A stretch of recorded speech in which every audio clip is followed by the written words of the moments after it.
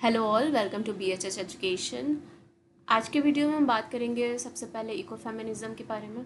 ठीक है, ये आपका टॉपिक 5 है of unit one. I hope आपको सारी चीज़ें समझ आ रही होंगी। अभी तक जितना भी वीडियो सीरीज़ चला है हमने अलग अलग यूनिट्स का, वो आपके लिए फ्रूटफुल हो रहा होगा। But still if you guys having any type of doubt, any questions, तो you can just write to us. आप हमें कमेंट करके बता सकते हैं अगर आपके कोई भी डाउट्स हैं तो।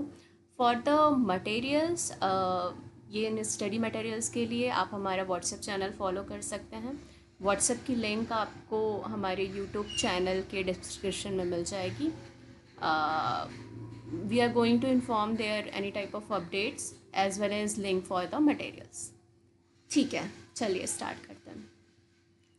तो सबसे पहले बात करें इको फेमिनिज्म का, तो ये एक फेमिनिस्ट अप्रोच है, मतलब नारीवाद का अप्रोच है, पर्सपेक्टिव है। जिस तरह से वो इकोलॉजी को देखते हैं या इन्वायरमेंट को, इकोसिस्टम को, आसपास को कैसे अपने नारीवाद से रिलेट करते हैं, this whole philosophical things come under eco feminism. तो ये एक तरह का फिलोसफिकल कॉन्सेप्ट है और एक्टिविस्ट मूवमेंट है, जिसमें कनेक्ट किया जाता है नारीवाद को यानी कि फेमिनिज्म को इकोलॉजी और इन्वायरमेंट के साथ। ठीक है, मतलब नेचर के साथ। तो बेसिकली नारीवाद का कॉन्सेप्ट यही है कि वो जो भी इनइक्वालिटीज़ होती हैं, ठीक है, इनइक्वालिटीज़ होती हैं उस पर फोकस करता है। मतलब हमारे फीमेल्स को क्या चाहिए होता है, बराबरी का हक चाहिए होता है, राइट चाहिए होता है एज़ कम्पेयर टू मेन। ठीक है, पुरुषवाद, पैतृसत्ता वाली चीज़ है बेसिकली। तो दोनों में इक्वालिटी होनी चाहिए। तो ओवर द टाइम इनका ऐसा मानना है, जो भी ये ऐसा इको फेमिनिज्म वाला अप्रोच रखते हैं, कि पुरुष समाज ने, पैतृसत्ता समाज ने हमेशा वुमेन को एक तरह से डोमिनेट किया है। ठीक है, उनको डी वैल्यू किया है, उनको वैल्यू नहीं दिया है और हमेशा डोमिनेट किया है कि males are superior than the women. ठीक है, ये डोमिनेंस रहा है। और नेचर के साथ उन्होंने हमेशा एक्सप्लॉयटेशन किया, नेचर के साथ हमेशा एक्सप्लॉयटेशन किया। तो ऐसा मानना है किसका, इको फेमिनिस्ट पर्सपेक्टिव रखने वाले लोगों का। ठीक है, कि ओवर द टाइम हमेशा उन्होंने डोमिनेट किया है, कंट्रोल किया है, और ये जो डोमिनेंस है वो हायरार्कीली एक जनरेशन से दूसरे जनरेशन में ट्रांसफ़र होता रहा है ओवर द टाइम। ठीक है, तो अगर कोर बिलीफ की बात करें तो यही मान्यता है कि dominance of women and nature are interlinked, कि जिस तरह से औरतों को और प्रकृति को डोमिनेट किया जा रहा है वो एक दूसरे से इंटरलिंक्ड है। ठीक है, patriarchy equates femininity with weaknesses, मतलब फेमिनिटी को, नारीवाद को हमेशा कमजोरी से, वीकनेस से देखा जाता है, और नेचर को एज अ रिसोर्स देखा जाता है कि ये सिर्फ उपभोग करने की चीज़ है, यूटिलाइज करने की चीज़ है, जस्टिस नहीं होता है। ठीक है, मतलब एक्सप्लॉयटेशन कॉन्टिन्यू है। इकोलॉजिकल स्टेबिलिटी की बात करें तो बेसिकली जो भी ये लोग ऐसी बात कर रहे हैं इको फेमिनिज्म की, तो उनको क्या चाहिए, उनको चाहिए कि जस्टिस हो। जस्टिस किसके साथ, हमारी इकोसिस्टम के साथ। ठीक है, सस्टेनेबल तरीके से रिसोर्सेज का यूज़ हो, मैनेजमेंट हो, और फीमेल्स के साथ जेंडर इक्वलिटी का कॉन्सेप्ट डेवलप हो। मतलब मेल और फीमेल दोनों को बराबर तरीके से अपॉर्चुनिटीज़ मिले, बराबर तरीके से देखा जाए, उनको सेम वैल्यू दी जाए। ऐसा नहीं है कि कोई फीमेल है तो उसको डी वैल्यू करें। ठीक है, और केयर बेस्ड कोऑपरेटिव वैल्यूज़ वाला शिफ्ट होना चाहिए। मतलब एक दूसरे को कोऑपरेट करने वाला अप्रोच होना चाहिए। ऐसा नहीं है कि male will be dominating over the female और विल कंट्रोल द नेचर और नेचुरल रिसोर्सेज। ठीक है, क्योंकि एक सेंसिटिविटी की बात जब भी की जाती है, सेंसिटिविटी की बात अगर हम जब भी करेंगे तो उसको फीमेल से रिलेट करते हैं, फीमेल हार्मोन से रिलेट करते हैं। और ओवर द टाइम ऐसा देखा भी गया है कि जो भी कल्चरल प्रैक्टिसेस होते हैं अलग अलग रिलीजन में, अलग अलग कम्युनिटीज़ में, तो उन कल्चरल प्रैक्टिसेस में क्या होता है कि फीमेल का पार्टिसिपेशन बहुत ज़्यादा होता है। ठीक है, फीमेल पार्टिसिपेशन ज़्यादा होता है और वो एक तरह से नेचर को कंजर्व करके रखते हैं। आपने देखा होगा कि बहुत सारे ऐसे रिचुअल्स हैं जहाँ पे पेड़ों पेड़ों का पूजा किया जाता है, ठीक है, नदियों का, तालाबों का पूजा किया जाता है। तो ये सारी चीज़ जो है, ये सारा जो कल्चर है, वो फीमेल्स कैरी फॉरवर्ड करते हैं, ठीक है। तो ऐसा माना जाता है कि कंजर्वेशन में या नेचर के प्रति जो सेंसिटिविटी है उसमें भी फीमेल्स का रोल ज़्यादा है as compare to male community, ठीक है। So that's why the concept of eco feminism takes shape. अब हम बात करें अलग अलग टाइप ऑफ इको फेमिनिज्म की, तो जैसा मैंने कहा कि कल्चरल इको फेमिनिज्म, तो वुमेन सेलिब्रेट्स करते हैं अपना और नेचर का क्लोजनेस, ठीक है, और ये ज़्यादातर स्पिरिचुअली होता है। कल्चर और रिलीजियस प्रैक्टिस के थ्रू स्पिरिचुअली वो अपने आप को कनेक्ट करते हैं नेचर से। जैसे आपने देखा होगा छठ पूजा हुआ, और भी अलग अलग कम्युनिटीज़ में अलग अलग तरह का रिचुअल होता है जिसमें वो नेचर को इन्वॉल्व करके रखते हैं, ठीक है। सोशल इकोफेमिनिज्म की बात किया जाए तो ये क्रिटिक करता है कैपिटलिज्म, पूंजीवाद को का विरोध करता है, उसको क्रिटिसाइज करता है, और पैट्रियार्की पैट्रियार्की को भी, ठीक है, पुरुष सत्ता समाज को भी क्रिटिक करता है, उसके अगेंस्ट है, ठीक है। बात करें हम मैटेरियलिस्टिक फेमिनिज्म की, तो एक लिंक जेंडर, क्लास और इकोलॉजिकल एक्सप्लॉयटेशन थ्रू इकोनॉमिक्स। इससे क्या किया जाता है, इससे लिंक किया जाता है कि अलग अलग जेंडर वाइज कौन कितना एक्सप्लॉयट कर रहा है नेचर को, क्लास वाइज अमीर गरीब, ठीक है, अपने फाइनेंशियल स्टेटस और क्लास के अकॉर्डिंग वो किस तरह से एक्सप्लॉयट कर रहा है नेचर को इन टर्म्स ऑफ इकोनॉमिक्स। तो ये अलग अलग टाइप ऑफ इको फेमिनिज़म हैं। अगर इको फेमिनिज़म की बात करने वाले कुछ पब्लिक फिगर्स को जाने हम, तो वंदना शिवा, इन्होंने वकालत करी है बायोडाइवर्सिटी की, सीड सोवर्निटी की, और वोमेंस का रोल क्या है सस्टेनेबल एग्रीकल्चर प्रैक्टिस पे, उस पर इन्होंने अलग अलग तरीक़ों से अपना अप्रोच, अपना पॉइंट ऑफ व्यू रखा है, पर्सपेक्टिव रखा है, ठीक है। कैरोलिन मर्चेंट, इन्होंने एक्सप्लोर किया है कि साइंस और पैट्रियार्की किस तरह से रीशेप करता है the view of nature as inert and controllable. मतलब साइंस के साथ जब मेल डोमिनेंस मिलता है, पैट्रियार्की, पुरुषवाद समाज का इन्वॉल्वमेंट होता है, तो ये हमेशा नेचर को एक एक रिसोर्स की तरह यूज़ करना चाहते हैं और उस पर कंट्रोल करना चाहते हैं, ठीक है। तो इन्होंने साइंस और पैट्रियार्की का रिलेशन बताया। मारिया माइस की बात करें तो इन्होंने फेमिनिस्ट स्ट्रगल को कनेक्ट किया है एंटी ग्लोबलाइजेशन और इकोलॉजिकल रेजिस्टेंस के से, ठीक है, कि मतलब जो भी फेमिनिस्ट स्ट्रगल्स हुए हैं ओवर द ग्लोब, तो वो किस तरह से इकोलॉजिकल रेजिस्टेंस शो करता है, उन्होंने इस तरह के कॉन्सेप्ट्स को रिलेट किया, कनेक्ट किया। मेजर थीम्स की बात करें तो डुअल अपसेशन, जहाँ पे वुमेन और nature both historically D valued and dominated. तो इस कॉन्सेप्ट में यही कहा गया है कि हिस्ट्री को अगर हम देखें, हिस्टोरिकली देखा जाए, तो ओवर द टाइम नेचर और फीमेल्स दोनों को डी वैल्यू किया गया है, वैल्यू नहीं दिया गया है और हमेशा डोमिनेट किया गया।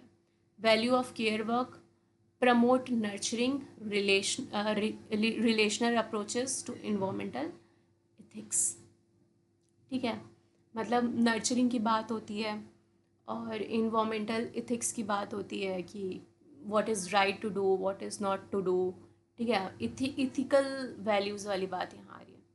क्रिटिक टू पावर स्ट्रक्चर, जो भी पैट्रियार्कल कैपिटलिज्म वाली सोच है उसको डिस्ट्रक्ट करना है, उसको ख़त्म करना है, तो उसको क्रिटिसाइज़ करते हैं ओवर द टाइम। तो ज़्यादातर फोकस इस पे ही है।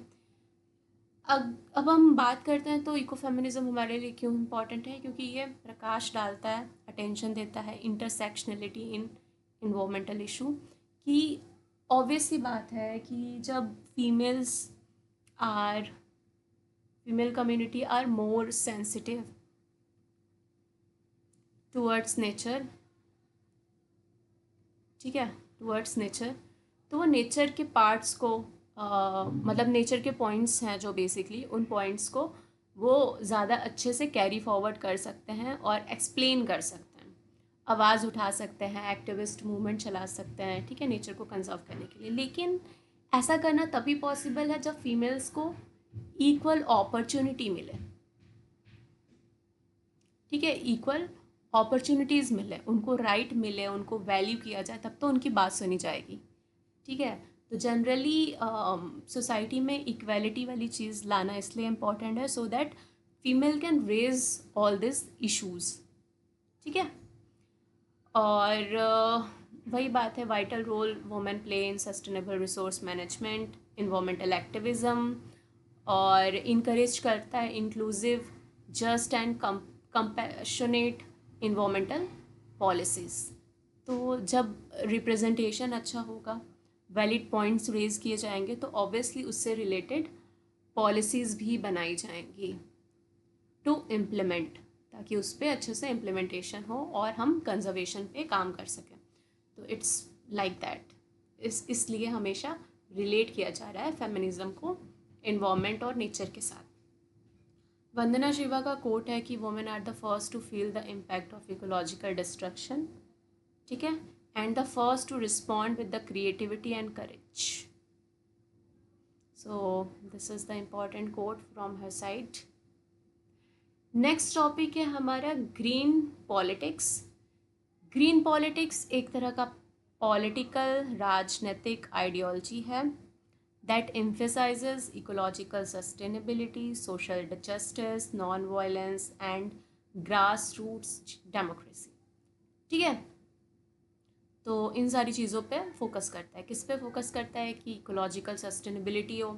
सस्टेनेबिलिटी का आपको मतलब पता है कि वही कैरिंग कैपेसिटी के अकॉर्डिंग रिसोर्सेज यूज़ करना so that resources can replenish over the time, ठीक है। सोशल जस्टिस, समाज में एकता और न्याय को कायम करने के लिए, नॉन वायलेंस ना हो कहीं भी, और ग्रास रूट डेमोक्रेसी, ज़मीन तक मतलब ज़मीन लेवल पे भी हो, रूट लेवल पे भी डेमोक्रेसी हो, ठीक है। It aims to integrate environmental concern into the heart of political decision making. तो ग्रीन पॉलिटिक्स का मतलब है, पॉलिटिक्स मतलब राजनीति, दैट्स वेरी सिंपल। ग्रीन मतलब ग्रीन है, कोई भी चीज़ ग्रीन से रिलेटेड है तो उसका नेचर से रिलेशन।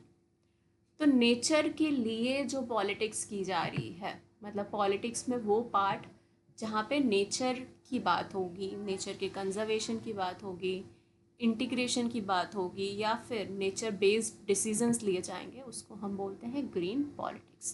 तो ये एक तरह का पॉलिटिकल आइडियोलॉजी है जहाँ पे हम सस्टेनेबिलिटी प्रमोट करते हैं, इकोलॉजिकल जस्टिस, सोशल जस्टिस की बात करते हैं, नॉन वायलेंस की बात करते हैं, और डेमोक्रेसी लाने की बात करते हैं for making the political decision for the nature और इन्वायरमेंट, ठीक है।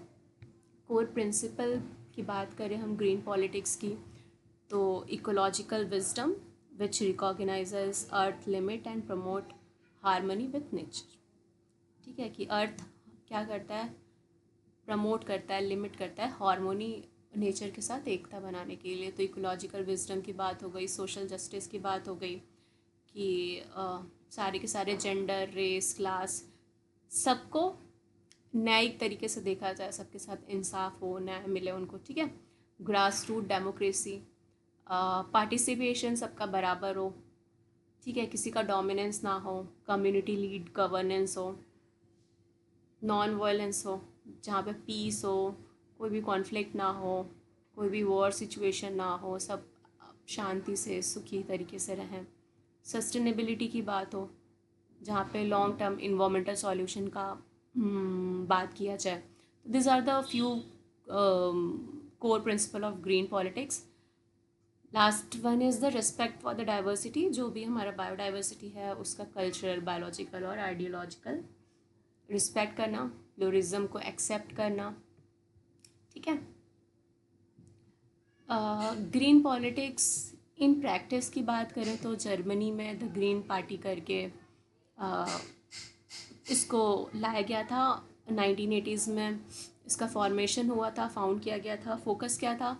एंटी न्यूक्लियर मूवमेंट करना, क्लाइमेट एक्शंस पे बात करना, रिन्यूएबल एनर्जी पे काम करना। अचीवमेंट क्या क्या है इनके? कि सिग्निफिकेंट इन्फ्लुएंस हो, मतलब पॉजिटिव तरीके से प्रभावशीलता आए कहाँ पे? नेशनल पॉलिसीज़ में, जो भी जर्मन गवर्नमेंट फेडरल के अंडर था। ठीक है, ये हम इसकी बात कर रहे हैं। ग्रीन पॉलिटिक्स कहाँ से स्टार्ट हुआ था? तो जर्मनी में स्टार्ट हुआ था, द ग्रीन पार्टी करके जो भी फाउंडेशन रहा होगा उन्होंने स्टार्ट किया, और ये उनका फोकस था। This were the achievements. Legacy क्या हुआ कि इन्होंने help this helped shape Germany energy transition policies. ठीक है, मतलब बेसिकली वो न्यूक्लियर वाला जो कॉन्सेप्ट डेवलप हो रहा था, तो उससे पॉजिटिव अप्रोच लाने के लिए कि this is not the solution. तो क्या क्या, और न्यूक्लियर वाली चीज़ क्यों इम्पोर्टेंट, मतलब डिस्ट्रक्टिव है नेचर के लिए, तो इसलिए इस फाउंडेशन को वहाँ पे बनाया गया था। अब यूके के रिस्पेक्ट में बात करें तो the green party of England and Wales करके था। इसका भी फोकस था climate justice, social housing, universal basic income. और इस फाउंडेशन का जो सक्सेस है वो लोकल काउंसिल सीट्स पे देखा गया।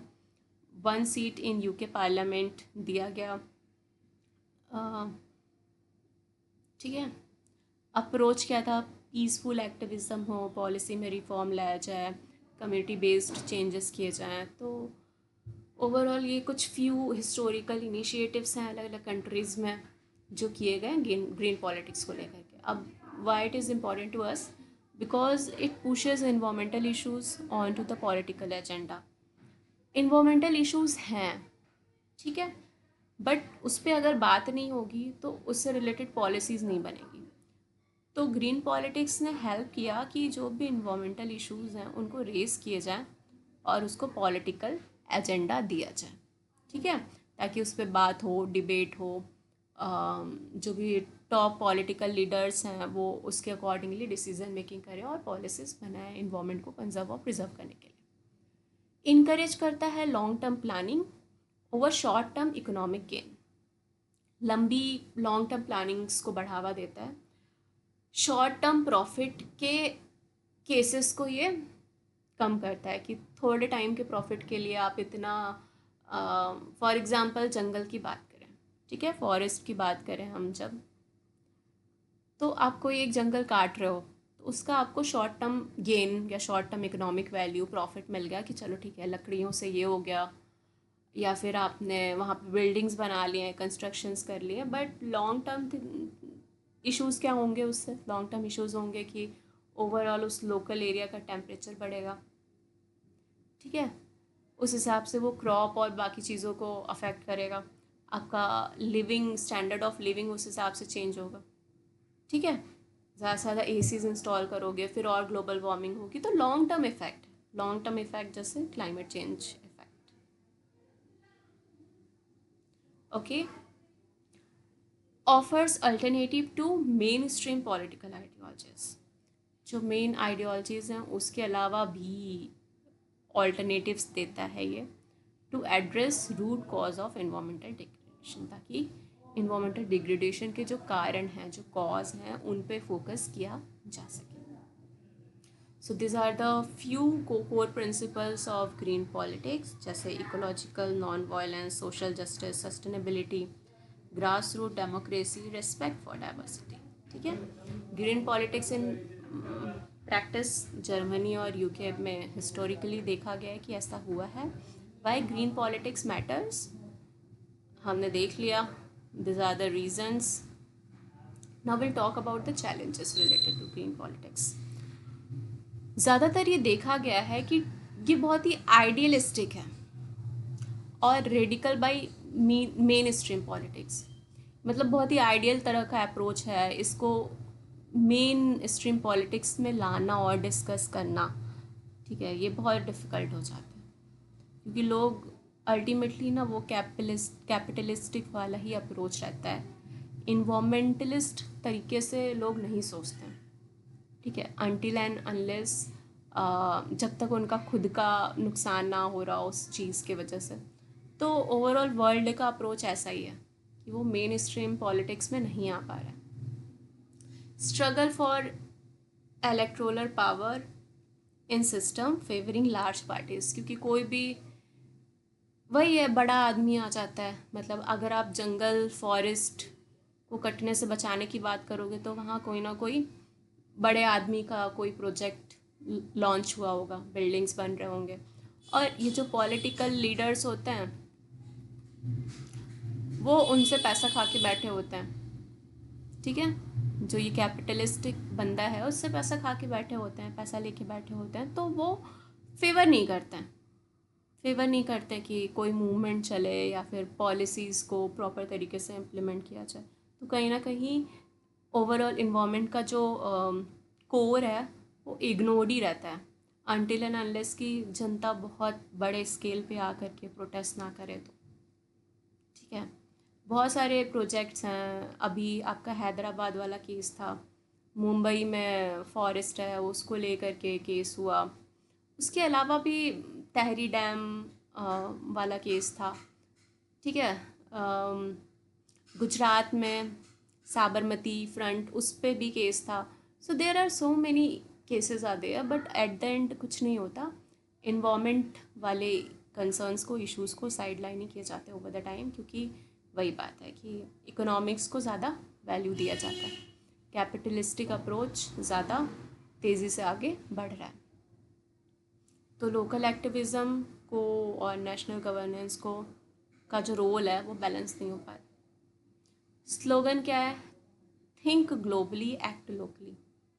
अगर आपको क्लाइमेट चेंज को रिड्यूस करना है, क्लाइमेट चेंज को होल्ड ऑन करना है, रोकना है, तो उसके लिए हमें लोकली एक्ट करना पड़ेगा, ठीक है। So this was all about eco feminism and then eco politics, sorry green politics. So I hope कि ये दोनों टॉपिक्स आपको समझ आए हो। इसके बाद हमारा लास्ट वीडियो होगा सस्टेनेबल डेवलपमेंट में, और कुछ इनिशिएटिव हैं, प्रोजेक्ट्स हैं गवर्नमेंट ऑफ इंडिया की तरफ से, उनको हमें देखना है, उनको फोकस करना है।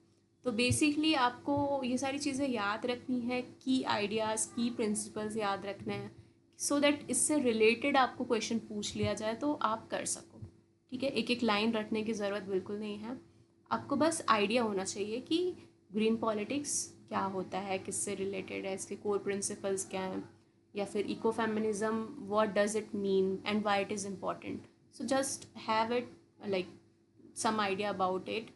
और बाकी की सारी चीज़ें आप बहुत ज़्यादा इस पर फोकस मत करना लाइन टू लाइन, क्योंकि मैंने आपको पहले ही वीडियो में बताया था कि this unit is not very much important, ठीक है। एक दो क्वेश्चन, दो तीन क्वेश्चन बन सकते हैं, तो उसके लिए you should have the just go on कि क्या क्या आइडिया है, क्या क्या, ठीक है। Okay, thanks for watching this video.